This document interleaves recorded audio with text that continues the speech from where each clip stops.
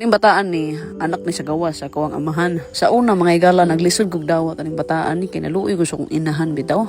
Dili madawat sa akong mama ba nga naay anak akong papa sa gawas. Lagi akong mama ang tuon niya kami kaduha sa akong maguwang. So kaning bataan ni kalit kami kadto sa mong balay ningon siya nga anak do siya sa akong papa. So ang akong mama kaping ilaw sa akong mama. Uy, so to make it short mga igala, kani man gud si Floyd bago ka na matay iyang mama. Aluoy bitaw kuno kay way lain kaduulan ba. Ako ka og ang akong igsuon. So sa ngalan nga igsuon ako siya, ako siyang dawaton og palanggaon. Grabe pud kaluoy og kinabuhi ani akong igsuon mga igala. Muto kag sa dili makahilag yo ka sa story aning bata. Mo nang ako siyang giingnan nga Floyd, mo na nimo ang balay, mo na imong pamilya. I will give you the best life nga wala nimo na experience sa una. First day niya sa isla mga igala, gi-training dayon siya. Lipay kay ko mga igala kay si Floyd na palibutan og mga good influence na tao. Ang mga lalaki nga iyang kauban puros mga professional, puros mga dreamer, puros mga nice self-discipline, especially ang akong husband. Nga grabe ka-organized nga lalaki. Nagpasalamat yun ko mga higala kay ang akong manghud bitaw na sa akong kamot ba. Unya gusto na ko ma-experience akong manghud mga higala ang feeling full of love